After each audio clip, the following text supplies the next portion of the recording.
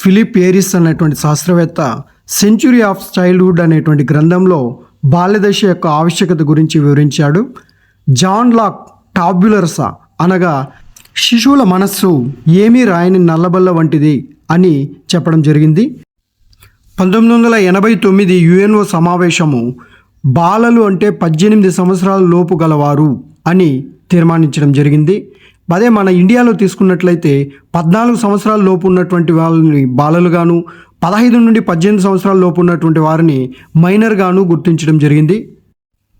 1974లో Kuppuswamy commission శైశవ దశ నుండి యవ్వనారంభ దశ వరకు ఉన్నటువంటి కాలాన్ని బాల్యదశగా గుర్తించడం జరిగింది. పోక్సో చట్టం 2012లో ప్రవేశపెట్టడం జరిగింది. పోక్సో అంటే protection of children from sexual offence అని అర్థం. Child line number 1098. And next కొంతమంది శాస్త్రవేత్తలు చేసినటువంటి పరిశోధనలు కానీ తీసుకున్నట్లయితే పీటర్సన్ డీల్ పాఠశాల ఉత్పాదకత సమర్థత గురించి చర్చించడం జరిగింది. రాడ్కే అనే శాస్త్రవేత్త విభిన్న మనస్తత్వం గల తల్లిదండ్రులు శిశువుల ప్రవర్తన, మరి అదేవిధంగా అధిక సంరక్షణ, తిరస్మృతి, సమ్మతి లాంటి విషయాల గురించి చర్చించడం జరిగింది. టగార్టస్ అన్నటువంటి శాస్త్రవేత్త తల్లిదండ్రుల యొక్క ఆర్థిక హోదా పిల్లల యొక్క ప్రవర్తనపై ఎలా ప్రభావితం చూపిస్తుంది అన్నటువంటి దాన్ని వివరించడం జరిగింది.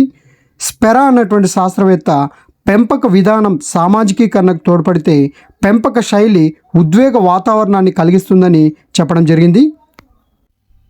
రూబిన్, బకౌస్కీ, పార్కర్ అనేటువంటి శాస్త్రవేత్తలు సమవయస్కులు, జెండర్ వీటికి సంబంధించినటువంటి ప్రభావాలను పరిశీలించడం జరిగింది. అండ్ దెన్ విల్లార్డ్ వాలర్ అన్నటువంటి శాస్త్రవేత్త ద సోషియాలజీ ఆఫ్ టీచింగ్ అన్నటువంటి గ్రంథంలో పాఠశాల సంస్కృతి గురించి వివరించడం జరిగింది.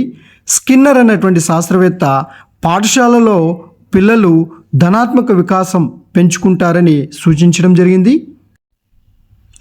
నెక్స్ట్ పిగ్మీలియన్ ఫలితం అంటే మనం విద్యార్థులకు ఉన్నత అంచనాలు నిర్దేశిస్తే వాళ్ళ యొక్క విద్యార్థుల యొక్క పనితీరు బాగా మెరుగవుతుందని కనుక్కోవడం జరిగింది. దీన్నే మనం పిగ్మేలియన్ ఫలితం అంటారు. ఫర్ ఎగ్జాంపుల్ మనం 90 మార్కులకు తెచ్చుకోవాలని విద్యార్థికి సూచిస్తే కనీసం 70 మార్కులన్నా తెచ్చుకోవడానికి ప్రయత్నం చేస్తాడు. దీన్నే మనం పిగ్మేలియన్ ఫలితం అంటాం. దీని తర్వాత వివిధ పరిశోధన పద్ధతుల గురించి చూసుకున్నట్లయితే మనకు ప్రధానంగా 4 రకాలైనటువంటి పరిశోధన పద్ధతులను ఎక్కువగా వినియోగిస్తుంటాము. సో అవి చారిత్రక పరిశోధన, సహసంబంధ పరిశోధన, వర్ణనాత్మక పరిశోధన, ప్రయోగాత్మక పరిశోధన. సో ఇందులో చారిత్రక పరిశోధన అంటే గత వాస్తవాల గురించి పరిశోధన చేయడం. సో ప్రాథమిక మూలాలు కావచ్చు, ద్వితీయ మూలాలు కావచ్చు. సో గతం గురించి పరిశోధన చేయడాన్ని చారిత్రక పరిశోధన అనొచ్చు. అండ్ నెక్స్ట్ 2 చరరాశుల మధ్య సంబంధం ఎలా ఉంది అంటే తల్లిదండ్రుల యొక్క విద్యార్హతలు, విద్యార్థుల యొక్క ప్రగతి. సో ఇలా 2 చరాలు తీసుకొని ఈ రెండింటి మధ్య ఎలాంటి సహసంబంధం ఉంది అని పరిశోధన చేయడము. అండ్ నెక్స్ట్ వర్ణనాత్మక పరిశోధన అంటే ఇప్పటి స్థితి గురించి వర్ణించడం, అంటే ప్రజెంట్ బర్నింగ్ టాపిక్స్ గురించి వర్ణించడం అనేటువంటిది వర్ణనాత్మక పరిశోధనగా చెప్పుకోవచ్చు. For example global warming, NEP 2020 విద్యా విధానం యొక్క అమలు, పనితీరు ఇలాంటివి అన్నమాట. అండ్ నెక్స్ట్ ప్రయోగాత్మక పద్ధతి. సో ఇందులో వస్తునిష్టతకు, ఆబ్జెక్టివిటీకి చాలా ప్రాధాన్యత ఇచ్చేటువంటి పద్ధతిగా చెప్పుకోవచ్చు. ప్రయోగాత్మక పద్ధతి గురించి మరలా మనం డిస్కస్ చేసుకుందాం. పరిశోధనలు చేయడానికి ఉపయోగించే వివిధ పరిశోధన సాధనాలు తీసుకున్నట్లయితే పరిశీలన పద్ధతి. సో దీన్ని సహజ, కృత్రిమ, సంచరిత, అసంచరిత పరిశీలనగా విభజించవచ్చు. సో సహజ పరిస్థితుల్లో పరిశీలించడము, కొన్ని కృత్రిమమైనటువంటి పరిస్థితుల్లో పరిశీలించడము, ఒక వ్యక్తి ఆ పరిశీలన సన్నివేశంలో ఉండి పరిశీలించడాన్ని సంచరిత పరిశీలన అంటాము. వ్యక్తి దూరంగా ఉండి పరిశీలించడాన్ని అసంచరిత పరిశీలన అంటాము. గెస్సెల్ అనేటువంటి శాస్త్రవేత్త అబ్జర్వేషన్ డోమ్ను రూపొందించి పిల్లల యొక్క వికాస దశ లక్షణాలను పరిశీలించాడు. వీడియోలు, కెమెరాలు, టేప్ రికార్డులు లాంటి వాటిని పరిశీలనకు వినియోగించుకోవచ్చు. పశువులు, జంతువుల ప్రవర్తన మరియు శిశువుల వికాస దశ లక్షణాలను పరిశీలించడానికి పరిశీలన పద్ధతి అనేటువంటి చాలా ఉపయుక్తంగాను ఖర్చు తక్కువగాను ఉంటుంది. తదుపరి పరిశోధన సాధనం తీసుకుంటే పరిపృచ్ఛ, ఇంటర్వ్యూ, ముఖాముఖి సంభాషణ అంటాము. ఇందులో సంరచిత పరిపృచ్ఛ, అసంరచిత పరిపృచ్ఛగా విభజించవచ్చు. సంరచిత పరిపృచ్ఛలో ఒక ప్రణాళిక ప్రకారం నిర్దిష్టమైనటువంటి ప్రశ్నలు వేసి ఇంటర్వ్యూ చేయడం ఉంటుంది. అసంరచిత పరిపృచ్ఛలో నమ్యత అంటే ఫ్లెక్సిబిలిటీ ఉంటుంది.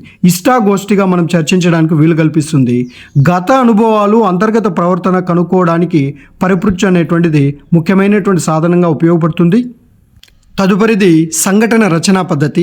ఏదైనా ఒక ప్రత్యేక సంఘటన జరిగినప్పుడు విద్యార్థుల యొక్క సమాచారాన్ని అంతా కూడా సేకరించడము. ఫర్ ఎగ్జాంపుల్, పిల్లలు దెబ్బలాడుకోవడం జరిగినప్పుడు ఆ పిల్లల యొక్క మొత్తం బయోడేటా అంతా కూడా సేకరించి నమోదు చేయడంగా చెప్పుకోవచ్చు. తదుపరి పరిశోధన సాధన తీసుకుంటే పర్యాలోచక పత్రికలు, రిఫ్లెక్టివ్ జర్నల్ అంటాము.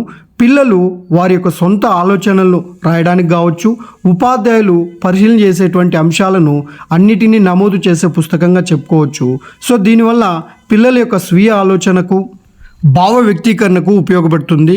ఒక రకంగా ముందు పాఠశాలలో పోర్ట్ఫోలియో అన్నటువంటి కార్యక్రమాన్ని నిర్వహించడం జరుగుతుండేటువంటిది. తరువాతది కథనాలు లేదా నరేటివ్స్. అంటే విద్యార్థిని కేవలం ఏదో ఒక సంఘటనతో మాత్రమే పరిశీలన చేయకుండా పాఠశాల లోపల, పాఠశాల వెలుపల అందరితో ఎలా ప్రవర్తిస్తున్నాడు అన్నటువంటి అంశాలన్నిటినీ ఒక వరుస క్రమంలో నమోదు చేసి వర్ణించి వ్యాఖ్యానించేటువంటి పద్ధతినే కథనాలు లేదా నరేటివ్స్ అంటారు. తరువాతి పరిశోధన సాధనం వ్యక్తిగత చరిత్ర అధ్యయన పద్ధతి. ఇందులో హఠం చేయడం, తరచూ గైర్హాజరు కావడం, ఇలాంటి ప్రత్యేక సమస్యలతో బాధపడుతున్నటువంటి శిశువులను ఎన్నుకొని సమస్యను ఖచ్చితంగా నిర్ధారణ చేసి ఆ సమస్యకు గల కారణాలను ఆ శిశువు పుట్టినప్పటి నుండి మొత్తం ఇప్పటివరకు జరిగినటువంటి అన్ని సంఘటనలను బేరీజు వేసుకొని ఆ సమస్యకు తగు నివారణ సూచించడాన్నే వ్యక్తిగత చరిత్ర అధ్యయన పద్ధతిగా చెప్పుకోవచ్చు. కేస్ స్టడీ అంటుంటాము. ఉదాహరణకు చంద్రముఖి సినిమాలో చంద్రముఖి గురించి పూర్తి వివరాలు సేకరించడం. తరువాతది ప్రయోగ పద్ధతి. చాలా విశ్వసనీయమైనటువంటి పద్ధతి. ఇందులో ఒక దృగ్విషయాన్ని నియంత్రించిన పరిస్థితుల్లో అధ్యయనం చేయటాన్నే ప్రయోగంగా చెప్పుకోవచ్చు. ఇందులో ముఖ్యంగా 3 రకాలైనటువంటి చరాలు ఉంటాయి: స్వతంత్ర చరం, పరతంత్ర చరం, జోక్య చరం. స్వతంత్ర చరం అంటే కారణాన్ని సూచిస్తే, పరతంత్ర చరం ఫలితాన్ని సూచిస్తుంది. ఫర్ ఎగ్జాంపుల్, బూస్ట్ అనేటువంటిది తీసుకుంటే బాగా పరిగెత్తగలరా లేదా అనున్నటువంటిది పరిశీలించాలనుకున్నప్పుడు బూస్ట్ అనేటువంటిది స్వతంత్ర చరం, పరిగెత్తడం అనేటువంటిది పరతంత్ర చరం. మరి బూస్ట్ కాకుండా ఈ పరిగెత్తడంపై ప్రభావం చూపేటువంటి జబ్బు పడడం కానీ, అలసటగా ఉండడం కానీ, ఇలాంటివి ఏవైనా సరే వాటన్నిటినీ మనము జోక్య చరాలుగా చెప్పచ్చు. సమూహాలు 2 రకాలు: ప్రయోగ సమూహము, నియంత్రిత సమూహం. ప్రయోగ సమూహం అంటే ప్రయోగానికి గురి చేసేటువంటి సమూహం. ఫర్ ఎగ్జాంపుల్, బూస్ట్ తీసుకున్నటువంటి వారు ప్రయోగ సమూహం అయితే, బూస్ట్ తీసుకోని వారిని నియంత్రిత సమూహంగా చెప్పచ్చు. ప్రయోగాలు నిర్వహించడంలో వివిధ నమూనాలు పాటిస్తుంటాము. ఏక సమూహ నమూనా అంటే ఒకే సమూహానికి బూస్ట్ ఇచ్చి పరిశీలించడం అనేటువంటి జరుగుతుంది. నెక్స్ట్, సమసమూహ నమూనా అంటే 2 సమూహాలు తీసుకొని ఒక సమూహానికి బూస్ట్ ఇవ్వడము, ఇంకొక సమూహానికి బూస్ట్ ఇవ్వకపోవడం అనేటువంటి జరుగుతుంది. భ్రమణ నమూనా అంటే ఏబి అనే 2 సమూహాలలో ఏ అనే సమూహానికి మొదట బూస్ట్ ఇచ్చి బి అనే సమూహానికి బూస్ట్ ఇవ్వకుండా, తర్వాత ఏ అనేటువంటి సమూహానికి బూస్ట్ ఇవ్వకుండా బి అనేటువంటి సమూహానికి బూస్ట్ ఇచ్చి పరిశీలించడం జరుగుతుంది. బహుళ నమూనా అంటే ఎక్కువ సమూహాలను తీసుకొని పరీక్షించుట. ఫర్ ఎగ్జాంపుల్, ఏ అనే సమూహానికి బూస్ట్ ఇవ్వడం, బి అనే సమూహానికి హార్లిక్స్ ఇవ్వడం, సి అనే సమూహానికి కాంప్లాన్ ఇవ్వడం ద్వారా ప్రయోగం నిర్వహించడం. పిల్లల విద్యా సాధనపై తల్లిదండ్రుల విద్యార్హతల ప్రభావం అనేటువంటి వాక్యంలో స్వతంత్ర చరమేదో కామెంట్స్లో పేర్కొనండి. దాని తర్వాతది చర్యాత్మక పరిశోధన లేదా యాక్షన్ రీసెర్చ్. నిజ జీవితంలో ఎదురయ్యే సమస్యల సాధనకి చర్యాత్మక పరిశోధన ఉపయోగపడుతుందని స్టీఫెన్ ఎం కోరే చెప్పడం జరిగింది. మరి స్టీఫెన్ కెమ్మిస్ అనేటువంటి శాస్త్రవేత్త చర్యాత్మక పరిశోధన చక్రాన్ని రూపొందించడం జరిగింది. ఇందులోని దశలు ప్లాన్ ప్రణాళిక, యాక్ట్ ఆచరణ, అబ్జర్వేషన్ పరిశీలన, రికార్డ్ నమోదు చేయట, రిఫ్లెక్షన్ విశ్లేషించి వ్యాఖ్యానించడం.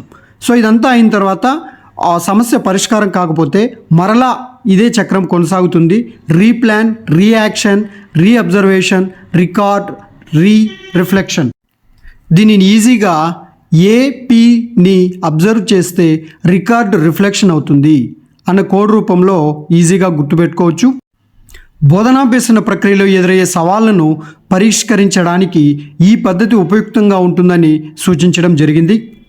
వీడియో నచ్చితే లైక్ చేయండి, షేర్ చేయండి, సబ్స్క్రైబ్ చేసుకోండి.